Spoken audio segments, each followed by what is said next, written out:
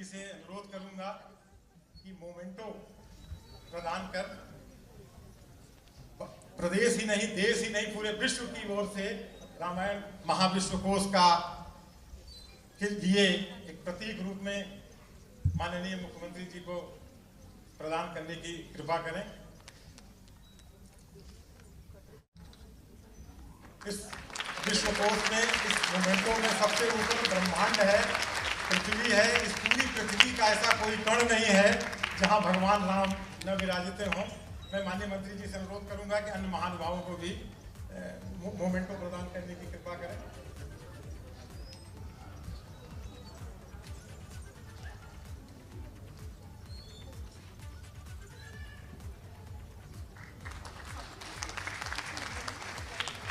ये स्मृतियां अयोध्या से भी हमारे पूजनीय संत पधारे हैं। मैं उनके श्री चरणों में प्रणाम करता हूं।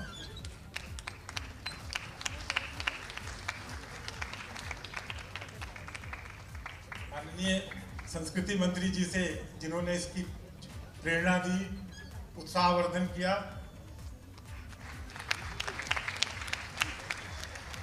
माननीय मंत्री जी से अनुरोध करूंगा कि स्वागत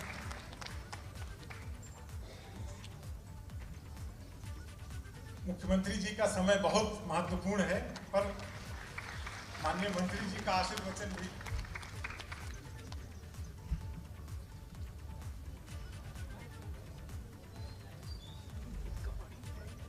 मंच पर विराजमान हम लोगों के नित्य के प्रेरणा स्रोत उत्तर प्रदेश के माननीय मुख्यमंत्री आदरणीय श्रीमान योगी आदित्यनाथ जी, मंच पर विराजमान अखिलेश जी, आदरणीय डॉक्टर रजनीश शुक्ल जी, आदरणीय राजाराम शुक्ल जी, संस्कृति विभाग के प्रमुख सचिव मुकेश जी, सामने बैठे हुए पूज्य संतगण जिनके चरणों में मैं वंदन करता हूं, प्रणाम करता हूं, शीश नवाता हूं। हम लोग के साथ के मंत्री जी आए हुए हैं, उनका भी मैं स्वागत करता हूं। अन्य भाइयों बहनों, आज उत्तर प्रदेश हर क्षेत्र में एक मानक स्थापित कर रहा है और इसलिए पूरे देश में यूपी मॉडल को लेकर के एक प्रतिस्पर्धा का वातावरण चारों तरफ बना हुआ है। यूपी मॉडल की चर्चा होती है, योगी मॉडल की चर्चा होती है, जनता में भी होती है, सरकारों में भी होती है और अपराध तंत्र पर नियंत्रण को लेकर के न्यायालय के गलियारों में भी यह चर्चा होती है कि यूपी मॉडल को अपनाया जाए। विश्व की संस्थाएं भी आज यूपी मॉडल की चर्चा करती हैं। जरा याद करिएगा 2017 के पूर्व की स्थिति के बारे में। सीधे अब आपको लखनऊ लिए चलते हैं, जहां पर रामायण विश्व महाकोश का विमोचन इस वक्त सीएम योगी कर रहे हैं। प्रथम संस्करण का विमोचन करने के लिए इस कार्यक्रम में वो पहुंचे हैं। लोकगीत और लोक परंपराओं में यहां तक देखा जाएगा कि यह किस गांव या क्षेत्र या समुदाय में प्रचलित है। दरअसल यह सब एक गहन शोध का विषय होगा और अंतरराष्ट्रीय स्तर पर वैज्ञानिक दृष्टिकोण रखते हुए इन सभी का दस्तावेजीकरण किया जाएगा। Global encyclopedia of the Ramayana की विचार नींव 30 मई 2018 को पड़ी। दरअसल इस तिथि को अयोध्या शोध संस्थान की एक समीक्षा बैठक थी।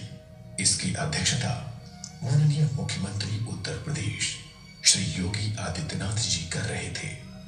इसी समीक्षा बैठक में मुख्यमंत्री ने कहा कि देश और विदेश में जहां जहां राम व रामायण से संबंधित चीजें मिलती हैं, उनका दस्तावेजीकरण किया जाए। इस प्रकार इस दिशा में कार्य आरंभ हुआ और एक रूपरेखा बनी।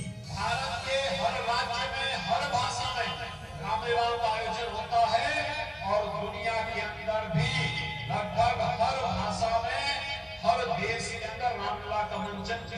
किसी रूप में होता है।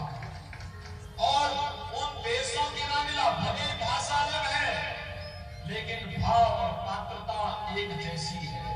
जो भाव हमारा है, जो भाव अयोध्या का है, जो भाव भारत का है, वही भाव दुनिया का भी है। इंसाइक्लोपीडिया ऑफ रामायण केवल भारतीय भूभाग को ही अपने में नहीं समेटेगा, बल्कि ये ग्लोबल इंसाइक्लोपीडिया ऑफ रामायण यानी रामायण विश्व महाकोश के रूप में भी सामने आएगा। अयोध्या शोध संस्थान ने अर्थात उत्तर प्रदेश सरकार ने 5 लाख डॉक्यूमेंट छपे हैं।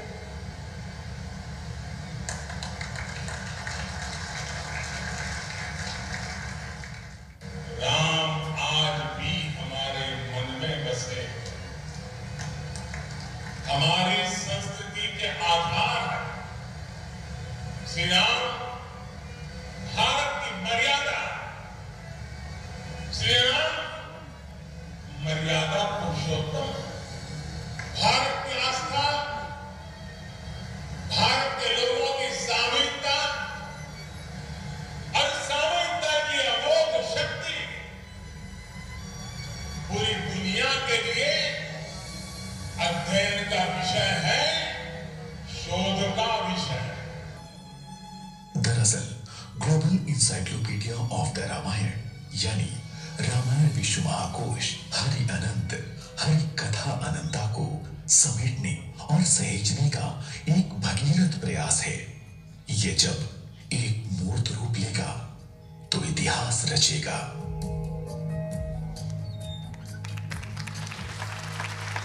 बहुत बहुत धन्यवाद। अब जिसकी प्रतीक्षा है, मैं चीफ कन्वीनर इस योजना की श्रीमती अनीता बोस जी से अनुरोध करूंगा कि वे माननीय मुख्यमंत्री जी से इस का आशीर्वाद प्राप्त किया जाए। सभी महानुभावों से भी अनुरोध है कि आपने 10 महीने की मेहनत पर इसको ये इंसाइक्लोपीडिया एक कर्टन रेजर के रूप में इसका भी पहला भाग आपके सामने ये प्रस्तुत किया जा रहा है। माननीय मुख्यमंत्री जी का जो निर्देश था, आज माननीय मंत्री जी के निर्देश पर ये जो इस किताब में जो चित्र बने हैं, ये 12वीं शताब्दी के उस क्रोध पक्षी ब्रह्मा जी वाल्मीकि जी के उस पैनल पे 12वीं शताब्दी में 150 एकड़ में कंबोडिया में बना है। इसके साथ इसका ई बुक का भी लॉन्चिंग होगी, जिसको हर देखा जा सकता है। माननीय मुख्यमंत्री जी से निवेदन है कि ई बुक का भी लॉन्चिंग करें। हाँ सर, इससे ये हम इसको यही किताब आपको सब उसमें ई बुक में भी मिलेगी। बहुत बहुत आभार सर, बहुत बहुत धन्यवाद। इसके साथ अयोध्या शोध संस्थान ने विभिन्न भारतीय भाषाओं में प्रकाशन कराए हैं। मैं संस्कृत भाषा के लिए जवाहरलाल नेहरू विश्वविद्यालय के पी उपेंद्र जी को, असमिया के लिए अंग्रेजी में सर एक बताना चाहूँगा कि अयोध्या महात्म्य में का वर्णन जो है स्कंद पुराण में प्राप्त होता है सर, उसका अंग्रेजी में अनुवाद और वो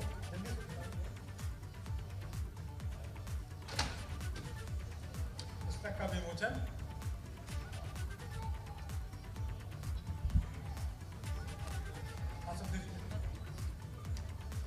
अनुराधा जी ने किया है। इसका सबसे पुराना नक्शा अयोध्या का है। अयोध्या के लिए बड़े गर्व की बात है।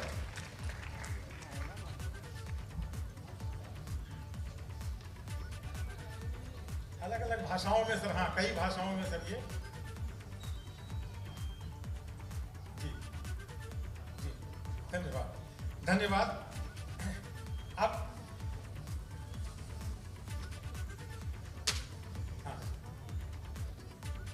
ये पुस्तक अयोध्या शोध संस्थान के द्वारा विभिन्न भारतीय भाषाओं में पूर्ण हुई। 22 भारतीय भाषाओं में किताब छप चुकी है। प्रोफेसर रजनीश शुक्ल सर ने आज कहा है कि हम वर्धा विश्वविद्यालय से सभी भाषाओं का अनुवाद 62 भाषाओं में अनुवाद हो सकता है। आज ये बड़ा पवित्र दिन है, जानकी नवमी है, जानकी जी का प्रागट्य दिवस है। उस दिवस पर माननीय मुख्यमंत्री जी का आशीर्वाद मिल रहा है। हाँ सर, ये लखनऊ के से ये इन्होंने लिखा था। ये 150 साल पुरानी पांडुलिपि है।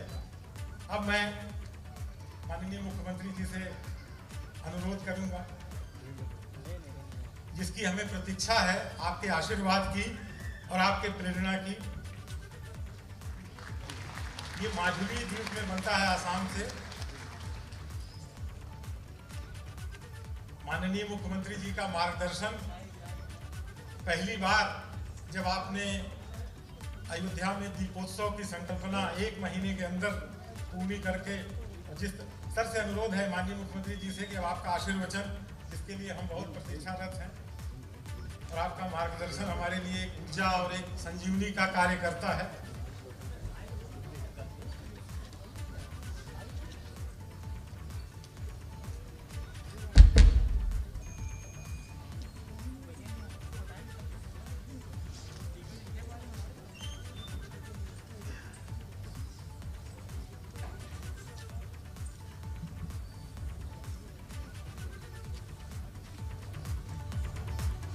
इंसाइक्लोपीडिया द रामायण कार्यशाला के उद्घाटन कार्यक्रम में उपस्थित प्रदेश सरकार में मेरे सहयोगी मंत्री पर्यटन और संस्कृति विभाग के मंत्री डॉक्टर नीलकंठ तिवारी जी, विदेश मंत्रालय भारत सरकार में अपर सचिव श्री अखिलेश मिश्र जी,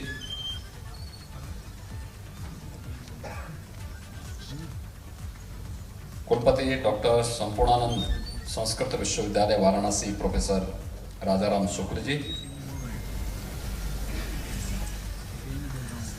अध्यक्ष उत्तर प्रदेश राज्य उच्च शिक्षा परिषद प्रोफेसर गिरीश चंद्र त्रिपाठी जी, कुलपति महात्मा गांधी अंतर्राष्ट्रीय हिंदी विश्वविद्यालय वर्धा प्रोफेसर रजनीश कुमार शुक्ल जी, प्रमुख सचिव पर्यटन एवं संस्कृति श्री मुकेश कुमार मिश्राम जी,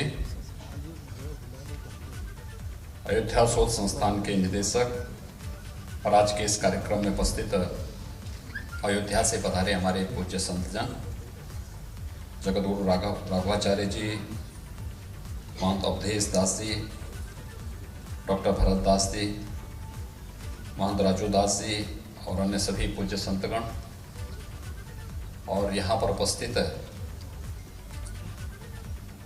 मर्यादा पुरुषोत्तम भगवान श्री राम और रामायण की संस्कृति के प्रति श्रद्धावान उपस्थित सभी भाइयों बहनों, global encyclopedia of the Ramayana पर जो एक कार्यशाला यहाँ पर आयोजित की है, मैं इसके लिए अयोध्या शोध संस्थान और संस्कृति विभाग को हृदय से उनका अभिनंदन करता हूं और इस पूरी कार्यशाला के प्रति बधाई देने और अपनी शुभकामनाएं देने के लिए यहाँ पर उपस्थित हुआ हूं।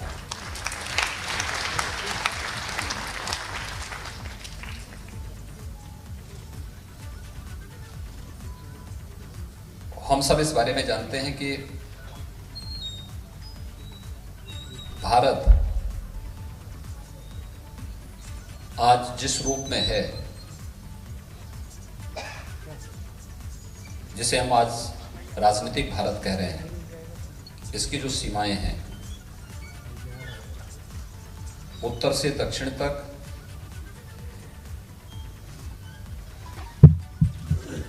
वह आज भी अगर उस रूप में बनी हुई हैं तो उसका श्रेय मर्यादा पुरुषोत्तम भगवान श्री राम को जाता है। कल्पना करिए,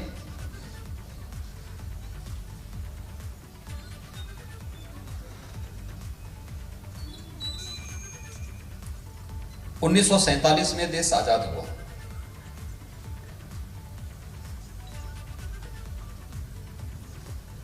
राजे रजवाड़े देश के अंदर अलग अलग राजनीतिक इकाइयों के रूप में काम करते थे, लेकिन सांस्कृतिक रूप से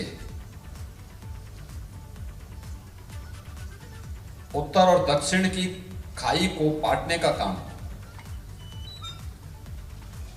आर्यावर्त और द्रविड़ के बीच के उस भेद को दूर करने का कार्य अगर किसी ने किया था तो आज से हजारों वर्ष पूर्व मर्यादा पुरुषोत्तम भगवान श्री राम ने सांस्कृतिक भारत की जो ठोस आधारशिला रखी, उसी सांस्कृतिक भारत की ठोस आधारशिला पर वर्तमान भारत गणराज्य है, जिस पर हम सब गौरव की अनुभूति करते हैं। और ये उत्तर से दक्षिण तक ही नहीं था, बल्कि सीमाएं पूरब से पश्चिम तक भी बड़ी विस्तृत थी। दक्षिण पूर्व एशिया के तमाम देशों में आप जाएंगे, राम वहां एक एक, जैसे राम की संस्कृति पर गौरव की अनुभूति हम करते हैं, वैसे वहां पर भी लोग करते हैं। इंडोनेशिया के बारे में तो जग विख्यात है। वहां का हर व्यक्ति इस बात को कहता है कि हो सकता है कि इन्हीं परिस्थितियों में हमने इस्लाम स्वीकार किया हो, लेकिन पूर्वज तो हमारे राम ही हैं। और इस बात पर वो कहते हैं कि उपासना विधियां बदली जा सकती हैं, लेकिन पूर्वज नहीं बदले जा सकते, क्योंकि हमारी रगों में जो खून है वो हमारे पूर्वज का है, उपासना विधि का नहीं है। यानी राम की संस्कृति पर, राम की परंपरा पर कौन ऐसा देश है जो गौरव की अनुभूति न करता हो? इंडोनेशिया हो, थाईलैंड हो, लाओस है, कंबोडिया है, वे सभी देश बहुत विश्वास के साथ उस परंपरा और उस संस्कृति के साथ जुड़े रहे।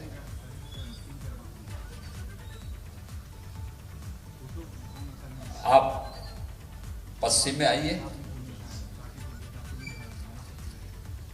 जो तक्षशिला है, ये भरत के पुत्र तक्ष के नाम पर तक्षशिला उसका नाम पड़ा। हमने उसको विस्मृत कर दिया, हमने स्वयं भुला दिया। आज पाकिस्तान एक अलग राजनीतिक इकाई के रूप में भारत को ही चुनौती दे रहा है, लेकिन सच्चाई क्या है?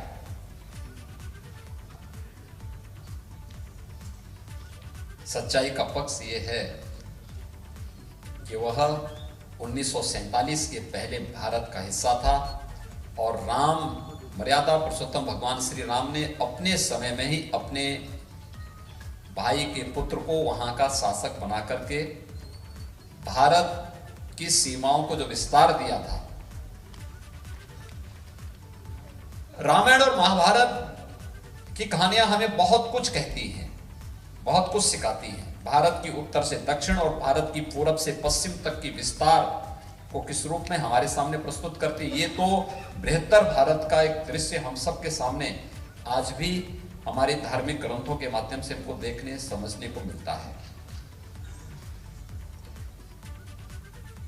लेकिन हम लोगों ने तो ये मानसिकता का प्रश्न, ये केवल हमारी मानसिकता का भाव है कि बहुत सारे लोगों ने तो राम के अस्तित्व पर अयोध्या में ही प्रश्न लगाने का प्रयास किया था। उस समय भी जब श्री राम जन्मभूमि के लिए आंदोलन चल रहा था, भारत के बहुत सारे ऐसे इतिहासकार थे जो लोग उस समय प्रश्न खड़ा करने का प्रयास कर रहे थे, और बहुत सारे लोगों ने तो यह तक कह दिया कि अयोध्या वो नहीं जिसमें, अयोध्या में जहां राम पैदा हुए थे। अयोध्या में भी उन्होंने संदेह व्यक्त करने का प्रयास किया था। ये जो मानसिकता है, यही विकृत मानसिकता भारत को अपने गौरव से सदैव वंचित करती रही है। एक नया प्रयास प्रारंभ हुआ है, और मैं धन्यवाद दूंगा अयोध्या शोध संस्थान को, जब इन्होंने 2 वर्ष पूर्व मेरे सामने प्रस्ताव रखा और उन्होंने इस बारे में कहा कि भारत सरकार के अपर सचिव श्री अखिलेश मिश्र जी इस पर रुचि ले रहे हैं। मैंने कहा और भी अच्छी बात है, उत्तर प्रदेश के लिए तो गौरव की बात है। भारत की सनातन हिंदू धर्म की परंपरा में जिन 7 पवित्र नगरियों को हम 7 पुरियों के रूप में मानते हैं, उनमें से 3 तो उत्तर प्रदेश के अंदर ही हैं। अयोध्या है, मथुरा है, काशी, ये तीनों उत्तर प्रदेश से जुड़ी हुई हैं। उत्तर प्रदेश सनातन हिंदू धर्म की आत्मा यहां निवास करती है, और उसके नाते ये हमारे लिए गौरव का विषय है कि राम मर्यादा पुरुषोत्तम भगवान श्री राम से जुड़े हुए किसी ऐसे विश्व कोश के कार्यक्रम को बढ़ाने के लिए किसी कार्यशाला का आयोजन हो और उस कार्यशाला के माध्यम से हम उसकी एक रूपरेखा तैयार करके फिर इस कार्यक्रम को आगे बढ़ा लें। आज के दिन पर ये बहुत आसान है, बहुत सहज भी है, सरल भी है। टेक्नोलॉजी इतनी इंप्रूव कर चुकी है कि हम एक जगह बैठ करके इस कार्यक्रम को बहुत अच्छे ढंग से आगे बढ़ा सकते हैं, लेकिन उस प्रकार के लोगों को चिन्हित करना, उस प्रकार के लोगों के साथ फिर कार्यक्रम को आगे बढ़ा देना, यह एक महती कार्य उनके सामने होगा और एक बहुत बड़ा अभियान है। यह अभियान न केवल मर्यादा पुरुषोत्तम भगवान श्री राम के बारे में बहुत सारी जानकारियों को देगा।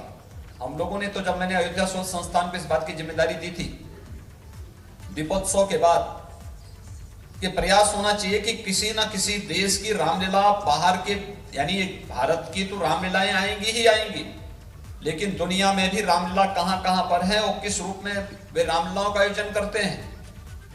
तो रामलीलाओं के उन कार्यक्रमों का मंचन अयोध्या में हो।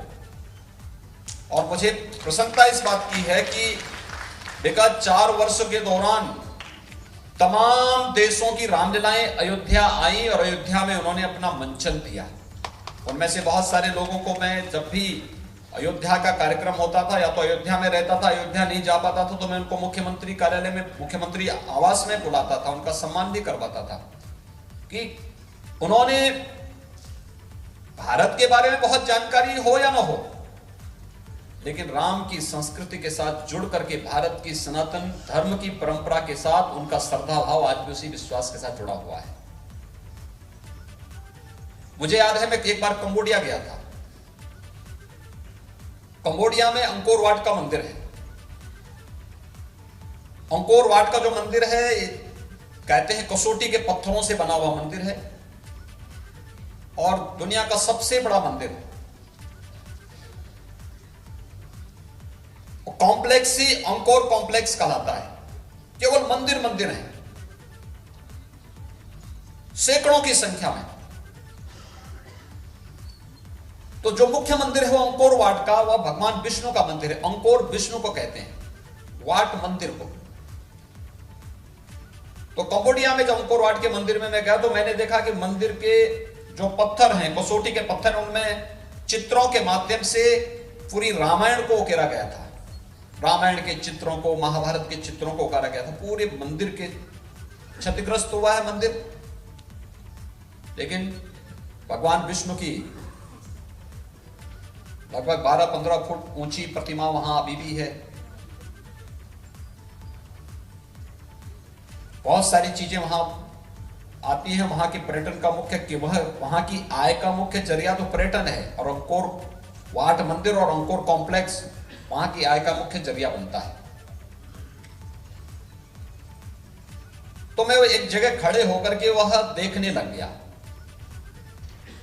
वह दृश्य था जब हनुमान जी लंका दहन करके अपनी पूंछ की आग बुझाने के लिए समुद्र की तरफ छलांग लगाते हैं। मैं वो दृश्य देख रहा था, तब तक मेरे सामने एक गाइड आया, वहीं का था। आप जानते होंगे गाइड बहुत पढ़े लिखे नहीं हो पाते हैं, लेकिन जो भी सामान्य जानकारी उनको होती है, तो वो मेरे सामने आया। तो उसने मुझसे कुछ जिज्ञासा की कि क्या मैं आपको कुछ बताऊं इसके बारे में।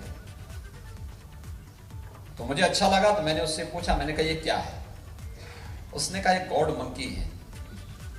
तो मैंने कहा गॉड मंकी कौन है, कहां से हैं, क्या हैं?